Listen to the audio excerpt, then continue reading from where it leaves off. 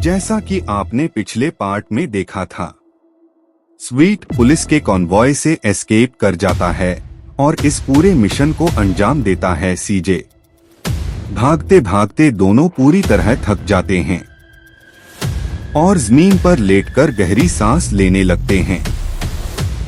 लेकिन तभी अचानक उनकी नजर सामने पड़ती है, एक अजीब सी काली परछाई पर। स्वीट उस शैडो को गौर से देखता है और हल्की घबराहट में पूछता है, ये शैडो जैसा दिखने वाला आदमी आखिर है कौन? सीजे को नहीं पता होता कि वहाँ शैडो कौन है।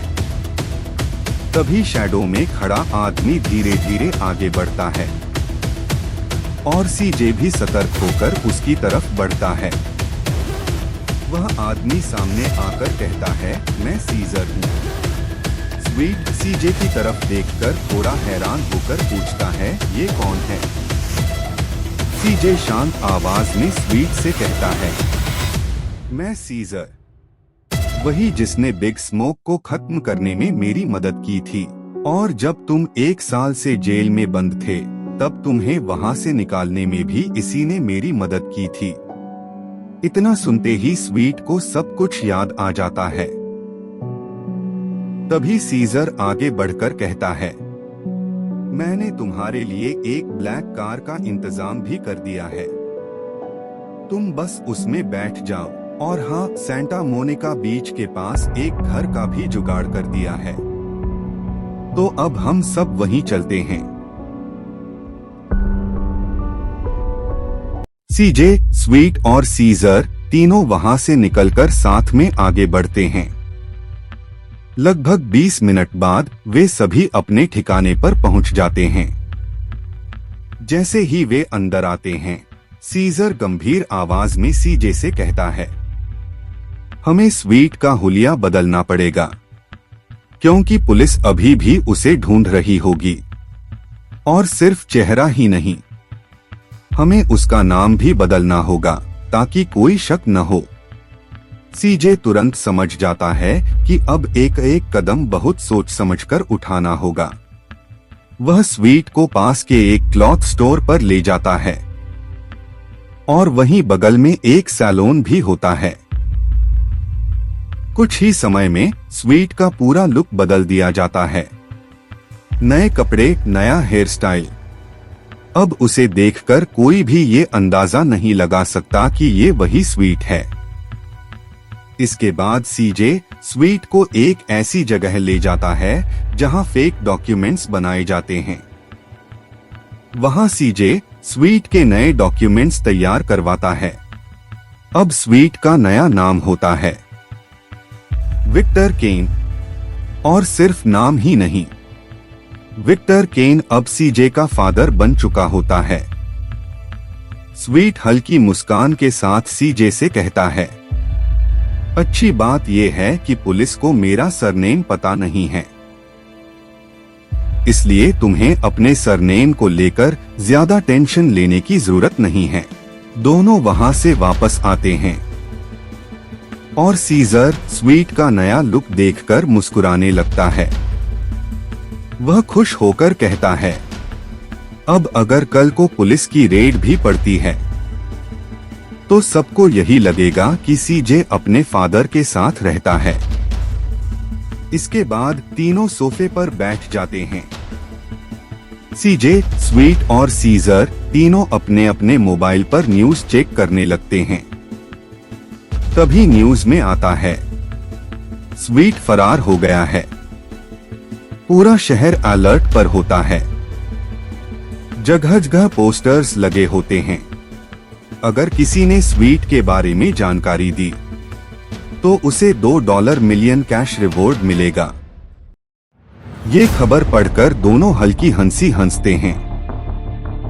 जैसे हालात कितने भी गंभीर क्यों न हो, उनका कॉन्फिडेंस अभी भी बरकरार है। तभी सीजर स्वीट से कहता है, गैंटन एरिया के पास एक जिम है, तुम वहां जाओ जिम क्लोथ्स में और अपनी हेल्थ इंप्रूव करो। स्वीट बिना देरी किए उसकी बात मानता है और तुरंत निकल जाता है।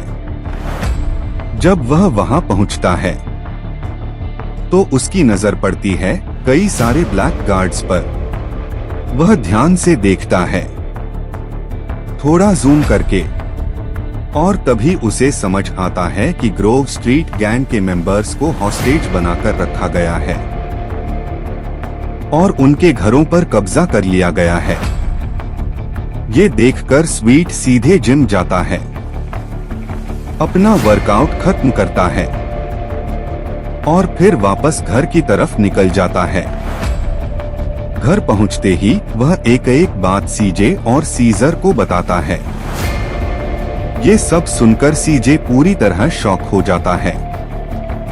तभी सीजर शांत लेकिन गंभीर लहजे में कहता है, मैं तुम्हें इसके बारे में 1 घंटे बाद सब कुछ बताऊंगा। तब तक तुम दोनों बीच पर जाओ और थोड़ा फिजिकल एक्टिविटी करो। दोनों बाहर निकलते हैं और सीजे और स्वीट वेट सैंड पर स्प्रिंट लगाना शुरू करते हैं। वे बार बार रुकते हैं, फिर दौड़ते हैं, अपनी स्टैमिना को पुश करते हुए। पूरा 1 घंटा बीतने के बाद दोनों वापस घर लौट आते हैं। जब सीजे और स्वीट वापस आते हैं तो सीजर उन्हें एक बेहद अहम टास्क देता है। टास्क सीधा था लेकिन रिस्क से भरा हुआ। उन्हें उस एरिया में जाना था और किसी भी 2 आइसोलेटेड गार्ड्स को साइलेंटली खत्म करके उनकी यूनिफॉर्म पहननी थी। सीजे और स्वीट बिना समय गवाए उस एरिया में पहुंचते हैं और किस्मत भी उनका साथ देती है। उन्हें वहां 2 गार्ड्स अकेले मिल जाते हैं। दोनों को क्वाइटली टेक डाउन किया जाता है और कुछ ही पलों में सीजे और स्वीट उनकी यूनिफॉर्म पहनकर अंदर घुस जाते हैं। अब असली गेम शुरू होता है। अंदर पहुंचकर दोनों पूरे एरिया का ध्यान से सर्वे करते हैं। सीजे अपने फोन में हर छोटी भी डिटेल नोट करने लगता है। कितने गार्ड्स मौजूद हैं, किस तरह के वेपन्स इस्तेमाल हो रहे हैं, हॉस्टेजेस को कहां रखा गया है और सबसे जरूरी एस्केप राउट्स कौन कौन से हैं। वहीं स्वीट भी पीछे नहीं रहता। वो कुछ इम्पोर्टेंट फोटोज क्लिक करता है ताकि बाद में सॉलिड प्रूफ हो। मिशन पूरा करने के बाद दोनों सेफली वापस सेफ हाउस लौटते हैं और सीजर को सारी जानकारी दिखाते हैं। लेकिन असली झटका तो अभी बाकी था। करीब 1 घंटे बाद सीजर उन्हें सच्चाई बताता है कि इस सब के पीछे किसी और का नहीं बल्कि मार्टिन मद्राजो का हाथ है। ये सुनकर सीजे और स्वीट दोनों शॉक में आ जाते हैं क्योंकि यही वही मार्टिन मद्राजो है जिसकी लैम्बोर्गिनी यूरस को स्वीट ने सिर्फ 2 दिन पहले चुराया था। अब स्वीट के चेहरे पर साफ गिल्ट दिख रहा था।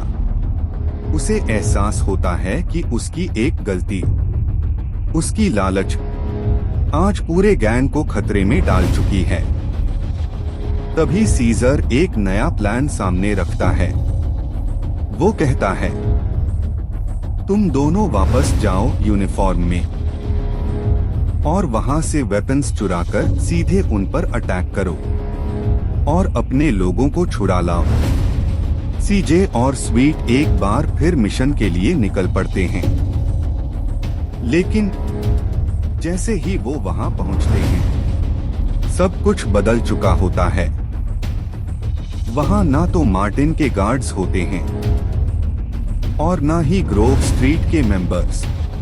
पूरा एरिया खाली। सीजे तुरंत सीजर को मैसेज करके सब कुछ बताता है। सीजर कुछ पल सोचता है और फिर कहता है, अभी रात हो चुकी है, वापस आ जाओ।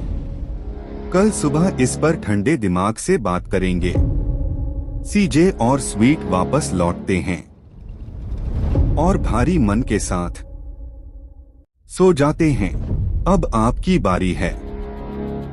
अगर आप चाहते हैं कि इस कहानी का अगला पार्ट जल्दी आए तो इस वीडियो पर 100 लाइक्स का टारगेट पूरा कर दो। जैसे ही 100 लाइक्स पूरे होंगे अगला पार्ट तुरंत ड्रॉप होगा। और अगर आप ऐसी ही सस्पेंस और सिनेमैटिक स्टोरीज मिस नहीं करना चाहते तो चैनल को सब्सक्राइब जरूर कर लेना।